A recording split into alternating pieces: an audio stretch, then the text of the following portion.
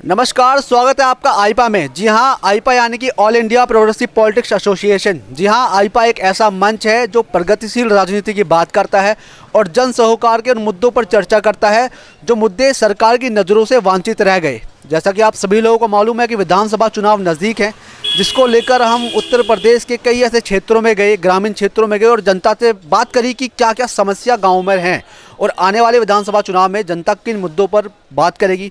आपको बता दें, इस वक्त हम मौजूद हैं विशेषरगंज प्रयागपुर विधानसभा क्षेत्र में। तो यहाँ की जो जनता है उनसे जानने की कोशिश करेंगे कि यहाँ पर ऐसे कौन से मुद्दे हैं जिनको लेकर इस बार वो सरकार को वोट करेंगे। आप बताएं सर, आपका नाम क्या होगा? मेरा नाम अर्जुन है। अर्जुन जी। अच्छा सर, इस क्षेत्र में ऐसी कौन सी समस्या आपको लग रही है जिन पर इस बार आप जनता को विचार करना चाहिए और सरकार को भी विचार करना चाहिए, क्योंकि सरकार वादे कर रही है और जनता कहीं ना कहीं सरकार को वोट दे रही है। तो ऐसा कौन सा मुद्दा आपको लग रहा है? मुद्दा कोई नहीं है सर, काम उचित ढंग से हो रहा है, उचित ढंग से काम हो रहा है और उम्मीद करते हैं कि शिक्षा और स्वास्थ्य के बारे में कुछ अच्छा करें। शिक्षा और स्वास्थ्य के बारे में? जी जी। अच्छा सर, आप बताएं कि जो अभी यहाँ के जो मौजूदा प्रधान हैं उनके द्वारा गांव में जो विकास होना था, क्या वो विकास सही तरीके से हुआ है? अभी पूरा विकास तो नहीं हुआ है क्योंकि लगभग 1 ही साल हुआ है अभी प्रधानी को, लेकिन फिर भी धीरे धीरे कार्य हो रहा है। कुछ कमियां हैं, जैसे गाँव में कई सारी चीज़ें हैं जो सही लोगों तक पहुंच नहीं रही हैं, तो उसका भी थोड़ा ध्यान देना होगा। लेकिन फिर भी विकास ठीक है, कोई बहुत ज़्यादा दिक्कत नहीं। हमारे ग्राम प्रधान अच्छे हैं। मतलब कि जो प्रधान है उन्हें ये प्रधानी में ज़्यादा समय नहीं हुआ है और उन्होंने कार्य किया है। अच्छा, आप यह बताएं कि इस गांव में जो मूलभूत सुविधाएं हैं, शिक्षा, सड़कें, पानी, बिजली, वो सब कुछ ठीक तरीके से आता है? अब बिजली तो 18 घंटे दे ही रही है, सरकार ही दे रही है, उसमें ग्राम प्रधान का तो कोई रोल है नहीं। बाकी शिक्षा की जहाँ तक बात है, कोरोना काल में जैसी शिक्षा होनी चाहिए उस हिसाब से तो वैसे भी नहीं हो पा रही है। ऑनलाइन क्लासेस कुछ चल रही हैं, लेकिन जो बच्चे शुरू में स्कूल ही नहीं गए हैं, तो इस पर थोड़ा सरकार को ध्यान देना चाहिए कि शिक्षा के ऊपर कैसे क्या व्यवस्था बनाई जाए कि बच्चे पढ़ सकें, क्योंकि पढ़ाई से काफ़ी दूर। तो आपको क्या लग रहा है सर कि आने वाले विधानसभा चुनाव में जैसे कि आप वोट दोगे तो आपकी नज़रों में मुद्दे आपने बताए, समस्या आपने बताई, तो ऐसा कौन सा मुद्दा आपको लग रहा है महत्वपूर्ण जो इस बार चुनाव में मुद्दा बन सकता है? देखिए, मुद्दा तो हम युवाओं के लिए सबसे बड़ा बेरोजगारी वाला है, और शिक्षा को लेके बाकी विकास तो होते रहते हैं, कुछ कमियां रह जाती हैं हर गवर्नमेंट से, लेकिन अगर देखा जाए तो मेन बेरोजगारी का ही मुद्दा है। इसी पर हम वोट देंगे, लेकिन हम चाहेंगे कि एक बार फिर से जैसे हमारे विधानसभा में भूतपूर्व जो अभी विधायक हैं सुभाष त्रिपाठी, उन्हीं को फिर मौका देना चाहिए, क्योंकि विकास पुरुष हैं, काफ़ी अच्छा काम कर रहे हैं। आप बताएं सर, आपके क्या विचार? बस सुभाष त्रिपाठी को दोबारा विधायक बनाना चाहेंगे, क्योंकि अच्छा काम किया है। काफ़ी सड़कें, रोड जो नहीं थी वो सब कुछ कंप्लीट कराए। जो 5 साल पिछले कई सालों से कुछ गांव थे जो वंचित थे, हम लोग 25 साल से उस रोड पे जाते थे, जिस पे आप मानिए कि चलिए कि आपकी गाड़ी नहीं जा सकती थी, लेकिन अब आप आराम से वहाँ तक जा सकते हैं, अच्छी स्पीड में जा सकते हैं। बहुत विकास कर रहे हैं सुभाष त्रिपाठी जी, उन्हीं को वोट दिया जाएगा। आप बताना चाहिए वो लोगों से जानते हैं कि इस गांव में क्या समस्या हैं और क्या मुद्दे हैं जो इस बार विधानसभा चुनाव में लोगों के मुद्दे बनेंगे, वोट करेंगे। आप बताएं सर, आपका नाम? दिनेश कुमार तिवारी। तो इस बार चुनाव में क्या मुद्दा है आपकी नज़रों में?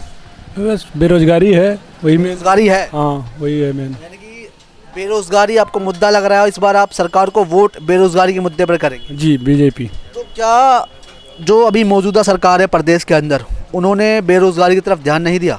जी दिया है, लेकिन अब सरकार कोई भी आएगी तो थोड़ा टाइम लेगी, और उनको भी अभी 5 साल और टाइम देना चाहिए। हाँ, तत्काल कुछ काम तुरंत नहीं हो पाएगा कोई। अच्छा, एक सवाल और कि इस क्षेत्र में महिला सुरक्षा को लेकर कितनी व्यवस्थाएं हैं?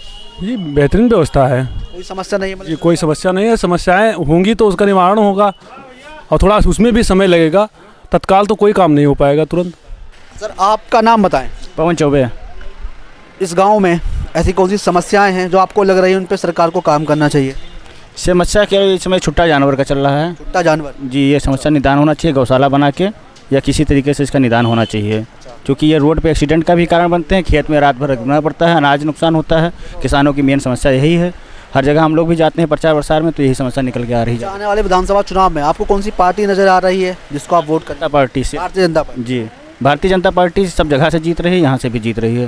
अच्छा, जो हमारा अभी सवाल था भैया से कि जैसे कि भैया ने बताया कि शिक्षा व्यवस्था इस बार कोरोना काल की वजह से थोड़ी सी चरमरा गई है, तो सरकार को ऐसा क्या विचार करना चाहिए? ग्रामीण क्षेत्रों में शिक्षा व्यवस्था जिस तरीके से चल रही है ऑनलाइन पूर्ण तरीके से नहीं हो पा रही, तो उस पर सरकार को ऐसी क्या नीति बनानी होगी जिससे ग्रामीण क्षेत्र के जो छात्र हैं वो भी पढ़ाई कर सके और अपना जो एजुकेशन है वो पूरी कर सके? देखिए, दैवीय आपदा की वजह से कोरोना की वजह से प्रभावित हुआ है, उसमें सरकार कुछ कर नहीं सकती है। अब बशर्ते ये है कि कनेक्टिविटी बढ़ा के ऑनलाइन पढ़ाई का जो है कराया जाए। ग्रामीण स्तर पर जो प्राइमरी स्कूल हैं, छोटे छोटे स्कूल हैं, यहाँ पे भी ऑनलाइन क्लासेस चलाई जानी चाहिए, जैसे लखनऊ में चलता है, बहराइच में चलता है, उस तरीके से यहाँ पे भी ऑनलाइन क्लासेस चलाई जानी चाहिए। तो यही एक विकल्प है बीच में, और दैवीय आपदा से कोई लड़ तो सकता नहीं है, न कोई इसमें व्यवस्था है।